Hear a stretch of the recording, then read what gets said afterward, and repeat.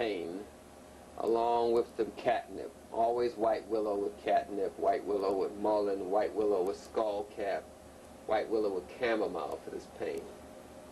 Diaphoretic, to cause a person to sweat, we use the hyssop or the thyme. They're very easy to get and popular.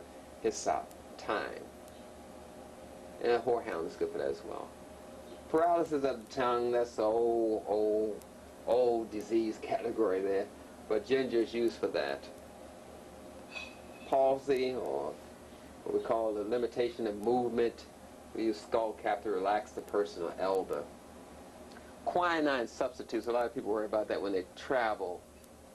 Quinine substitutes is fig root, golden seal, magnolia, white poplar bark. It's very popular for the quinine it has in it. It's a good substitute for it. But the one that's usually used, the most popular one, is Peruvian bark, sometimes called chicona. So you want to look for Peruvian bark or chicona. That has the quinine in it. A lot of people use that for traveling, for malaria, things of that sort.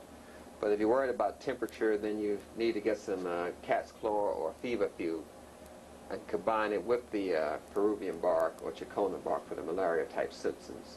Quinces, that's just an old kind of disease description. We don't even get into that these days. Ruptures, a good all-around healing herb for torn muscles or skin is comfrey. If you just want to relax them, then lobelia, a small amount, is good for that. Ringworms, well, we use golden seal, lobelia, bloodroot. Rheumatism, that's wasting the muscles, arthritis kind of condition. For arthritis, we're going to use the burdock, that's very popular, and probably some sassafras. I would say burdock and sassafras, and maybe some white willow for the pain. But you can use a diuretic called buchu to help excrete the waste. You can use balm of Gilead for the same purpose. You can use bitter root for that, and cayenne for the pain and to thin the blood to get rid of the waste. Indian hip to open up the pores to get rid of the waste. Lobelia would do the same thing. Pleurisy would open up the pores and get rid of the waste. White pine would do the same. Peppermint the same.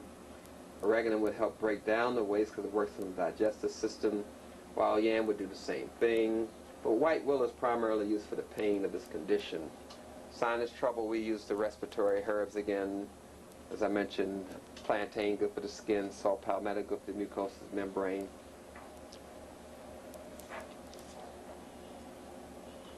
Stings and skin diseases and scald head. Well, skin diseases in general, we went over that earlier. We used the chickweed for skin, cleavers, burdock. Now, you don't have to use all of these herbs, mind you. You can use the burdock and chickweed for the skin disease, or the cleavers, but not 4 or 5. Maybe 3 would be ideal. 4 is kind of pushing it. So any one of these will be just fine. Scald head, we use sanicle. Apply raspberry leaves, ability to make a tea of it. This is using a solution, but to apply on the head, you can use sanicle and thuja for scald head. This is a nervous condition, not found much anymore. Skullcap, feverfew, catnip, all those are good for the nerves. Peppermint. Diarrhea, again, is a form of constipation, so we use the laxative herbs, the rhubarb, the cascara sagrada. Somateria, that's sperm coming out of the penis without ejaculation, just leaking out. We use drying agent, sage, or something to clean the urinary tract like buchu or juniper berries or kubi berries or uva ursi. They all diuretics. Swellings, to reduce swelling, most people just drink ginger tea or apply ginger to the area, or drink comfrey. You don't have to use all these herbs. You can use comfrey and burdock, comfrey and hops, or comfrey and white oak bark for the swellings.